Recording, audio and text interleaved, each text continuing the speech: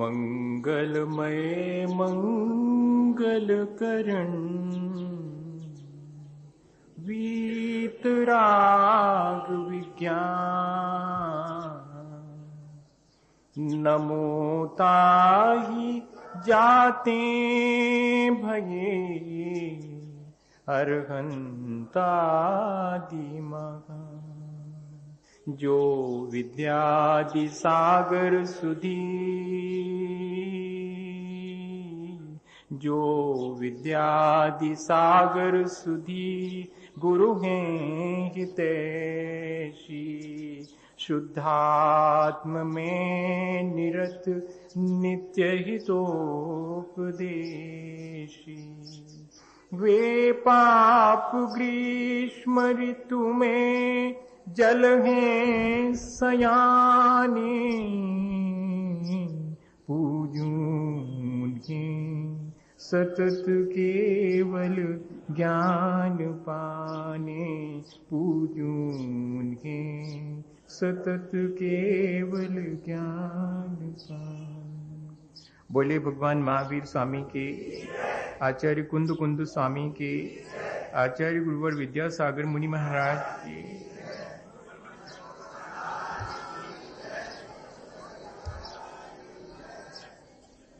हम सभी लोगों ने पिछले दिनों अपने जीवन को अच्छा बनाने के बहुत सारे विचारों में एक विचार रोज शामिल करने का मन बनाया है और उसी प्रक्रिया में हमने पिछले दिनों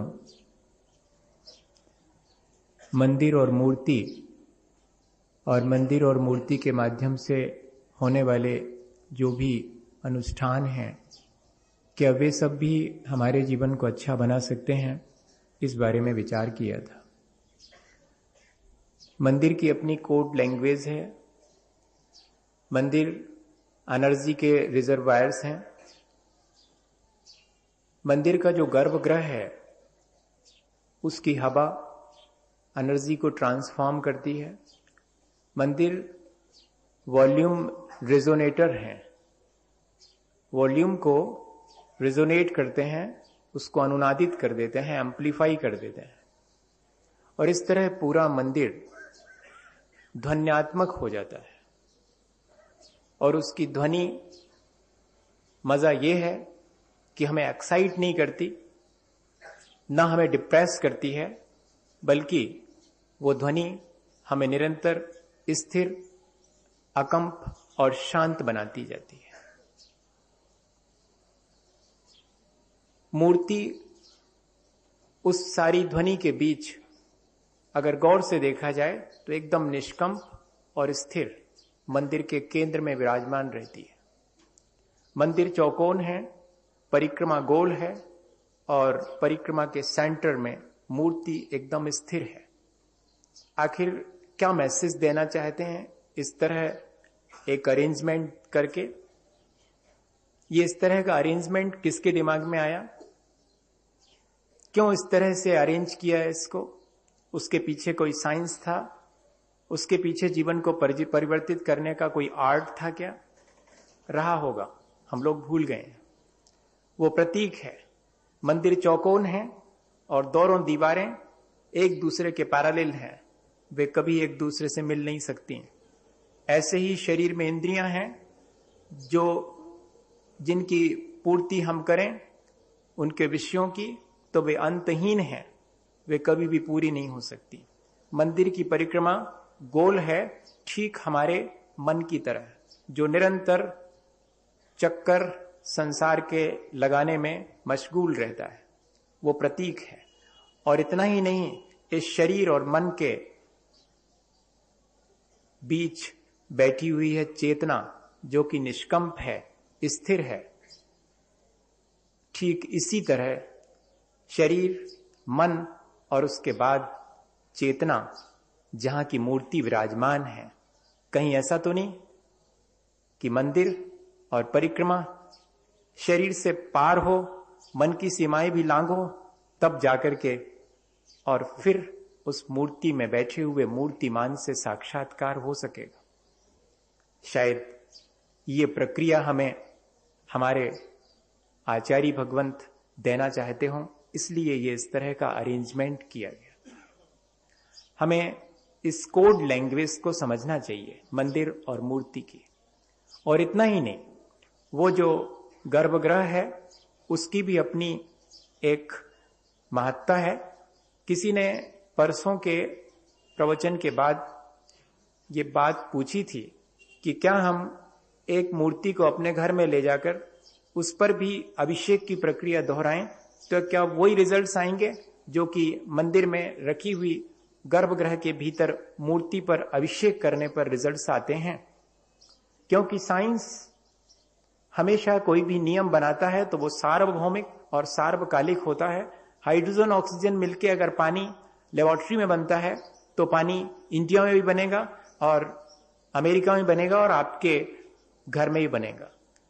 ये लेकिन हम भूल जाते हैं कि वो हाइड्रोजन ऑक्सीजन ऐसे नॉर्मल कोर्स में अगर मिक्सअप होगी तो वाटर नहीं बनेगा। उसके कैटलिस्ट चाहिए, उसके लिए एनवायरनमेंट भी चाहिए, उसके लिए जो जो चीजें आवश्यक हैं वे सब जब इकट्ठी होंगी तब हाइड्रोजन ऑक्सीजन मिलकर के वाटर में कन्वर्ट होगी। ठीक यही प्रक्रिया मंदिर के भीतर अभिषेक की है। अभिषेक में नेगेटिव आयंस बनना शुरू होते हैं, H+OH-। पानी की अपनी जो pH वैल्यू है, परसेंटेज ऑफ हाइड्रोजन आयन, उसकी वजह से, क्योंकि जीरो तो होता नहीं है, pH वैल्यू होना तो चाहिए जीरो, लेकिन एसिडिक या अल्कलिक वाटर होता है। एकदम प्योर वाटर तो हमारे पास है नहीं, डिस्टिल्ड वाटर से तो अपन करते नहीं है कि जिसकी pH वैल्यू जीरो। तो इस वजह से जो है कंडक्टिविटी बढ़ती जाती है, कंडेंसिटी बढ़ती चली जाती, विद्युत चालकता और रेजिस्टेंस कम होती है तो आयनाइजेशन होना शुरू होता है। और वो आयंस कब बनते हैं ये ध्यान में रखें, जब ह्यूमिडिटी होती है। और ह्यूमिडिटी के लिए दो चीजें रखी गई हैं, दीपक जलाया गया है और चंदन की गंध रखी गई। लोभान की गंध ह्यूमिडिटी को खत्म कर देगी, इसलिए वो मस्जिद में चल सकती, मंदिर में नहीं चल सकती। गंध का अपना एक साइंस है। चंदन की गंध और साथ में दीपक की रोशनी, अगर आपको आयनाइजेशन करना है तो ये दो चीजें उस जगह होनी जरूरी है। अगर आपने ट्यूबलाइट और लट्टू की रोशनी करी है तो आयनाइजेशन नहीं होगा। ये इस तरह की जब हम सिचुएशन क्रिएट करेंगे तभी आयनाइजेशन होगा। और इतना ही नहीं, जहां पर हमारी श्रद्धा और भावनाएं पवित्र होंगी, वो चीज अब खत्म हो गई। थ्योरी ऑफ रिलेटिविटी से भी आगे आ गई है क्वांटम मैकेनिज्म। और क्वांटम मैकेनिज्म में प्रिंसिपल ऑफ अनसर्टेनिटी, ये सिद्धांत डेवलप हो गया है। एक कांच का गिलास चाहे इंडिया में किसी के हाथ से गिरे या विदेश में, अभी तक का नियम यह था कि उसके कितने टुकड़े होना है और कौन सा टुकड़ा किस डायरेक्शन में जाना है, ये सब तय है, रिलेटिव है। लेकिन अब उनका कहना है कि इतने से काम नहीं चलेगा, किसके हाथ से गिरा है और किस वातावरण में गिरा है इस पे भी डिपेंड करता उसका टूटना और उसका बिखरना और अलग अलग डायरेक्शंस में जाना। ये धीरे धीरे करके साइंस उस तरफ बढ़ रहा है, जो अभी तक मटेरियल के बारे में जानता था अब नॉन मटेरियल के बारे में बढ़ रहा है, चेतना की तरफ बढ़ रहा है। तो ये जो मंदिर का गर्भगृह है वो चेतना का एक बहुत समृद्ध क्षेत्र है, जहां की हमारी भावनाएं पवित्र होती हैं तभी हम प्रवेश करते हैं। जहां हम श्रद्धा से भरे होते हैं तब प्रवेश करते हैं गर्भगृह में। इसलिए वो गर्भगृह सिर्फ एनर्जी का रिसोर्स नहीं है, वो श्रद्धा का भी एक बहुत महत्वपूर्ण क्षेत्र है, वो भावनाओं की पवित्रता का। और इसके लिए अगर हम चाहें तो थोड़ा सा किर्लियन फोटोग्राफी समझ लें। किर्लियन फोटोग्राफी डेवलप हुई थी 1940 में, और उसमें उन्होंने, साइंटिस्ट ने किलियन नाम के जो साइंटिस्ट थे, उन्होंने ये तय किया था कि हमारा अपना भाव दशा का भी फोटोग्राफ हम ले सकते हैं। किस व्यक्ति की कैसी मानसिकता है ये फोटोग्राफ से मालूम पड़ जाएगी। हमारे बाहर का फोटोग्राफ तो फोटोग्राफर लेता है, लेकिन किलियन फोटोग्राफी हमारे भीतर का, ध्यान रखिए वो एक्सरे नहीं है। एक्सरे हमारे भीतर का फोटो ले लेता है, लेकिन वो एक्सरे से डिफरेंट चीज है किलियन फोटोग्राफी, जिसमें कि हमारा ऑरा, इलेक्ट्रोडायनेमिक फील्ड जिसको कहते हैं, जो हर एक व्यक्ति की अपनी चेतना का परिचय देता है, वो उसमें फोटोग्राफ आता है। मंदिर के भीतर खड़े होकर के जिस तरह की आपकी चेतना की धारा होगी वो मालूम पड़ जाएगी, और बिल्कुल हटकर के चेतना की धारा होती है। जैसे ही मंदिर में हम प्रवेश करते हैं, फिर हमारा कोई किलियन फोटोग्राफी से फोटोग्राफ लिया जाए तो हमारी चेतना का जो ऑरा है वो बिल्कुल परिवर्तित हो जाता है। अगर जिगजैग है तो समझिएगा आदमी बहुत कंपित है, वाइब्रेशन उसके भीतर है, और अगर ब्लैकिश है तो समझिएगा कि बहुत गंदा सोच उसके भीतर है, और अगर ऑरा लाइटेड है, येलोइश है, ब्लूइश है, तो मालूम पड़ता है कि बहुत शांत और धर्म से भरा हुआ, श्रद्धा से भरा हुआ व्यक्ति है, और एकदम ऑरा जो है चारों तरफ और बहुत व्यवस्थित होगा, जिगजैग नहीं होगा। तब उन्होंने ये प्रयोग किए कि गर्भगृह के भीतर मंदिर में भगवान का अभिषेक करने जो व्यक्ति जा रहा है उसका अपना ऑरा, और मंदिर से बाहर, दोनों में बहुत डिफरेंस है। इसके मायने हैं कि एक ऐसी जगह ये अनुष्ठान होगा जहां की हमारा इलेक्ट्रोडायनेमिक फील्ड भी चेंज हो जाता है।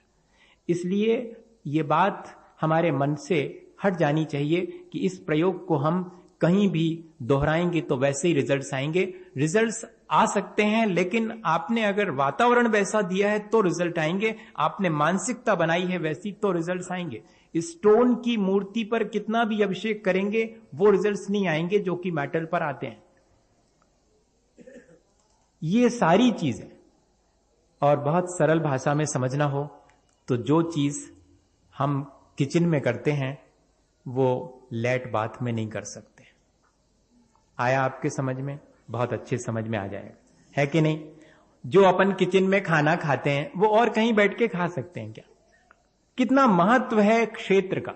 इसलिए हमारे मन में अगर ऐसी बात आती है कि क्या हम उसी प्रक्रिया को कहीं भी दोहराएंगे तो क्या वो वैसे ही संपन्न होगी? नहीं हो सकती, अगर उसके लिए हमने एक क्षेत्र नहीं दिया है। टाइमिंग्स वो भी एक फैक्टर है, किस टाइम पर किया जाना चाहिए।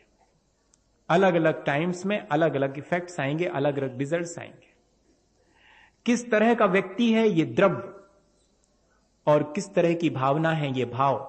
द्रव्य, क्षेत्र, काल और भाव चारों जब योग्य होंगे तभी अभिषेक से जो रिजल्ट्स आना चाहिए वो रिजल्ट्स आएंगे, नहीं तो आधे अधूरे आएंगे या कि बिल्कुल भी नहीं आएंगे। ऐसा साइंस था अभिषेक का।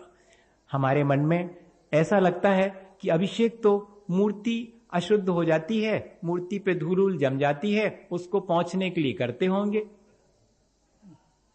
कुछ समय यही तेजी से फैला कि मूर्ति पर जमने वाली धूल इत्यादि को हटाने के लिए अभिषेक करते हैं। अभिषेक करना कोई अनिवार्य नहीं है, वो पूजन का कोई अंग नहीं है, ये प्रचारित हुआ। लेकिन हमें विचार करना चाहिए। उसी बीच जबकि एक तरफ लोग ऐसा कह रहे हैं, दूसरे तरफ तमिलनाडु की बहनें पैरासाइकोलॉजी वाली, और वो ये प्रयोग कर रही हैं कि वाह कितनी बढ़िया प्रक्रिया, इन्होंने ये कितनी साइंटिफिक प्रक्रिया रखी है अभिषेक की प्रक्रिया।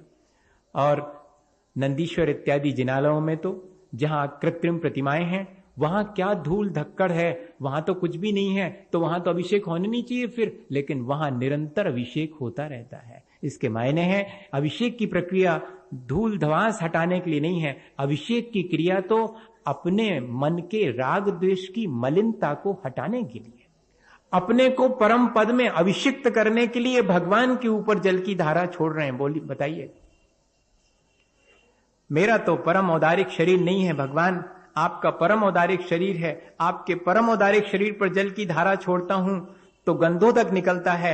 मैं अपने इस अपवित्र शरीर पर जल की धारा छोड़ूं तो सिवाय गंदे जल के कुछ नहीं निकलने वाला। लेकिन मैं उस गंधोदक से अगर अपने माथे पर लगा लूं तो मेरी पर्याय भी पवित्र हो जाएगी। पावन भई पर्याय मेरी, मैं भयो पूर्ण धनी।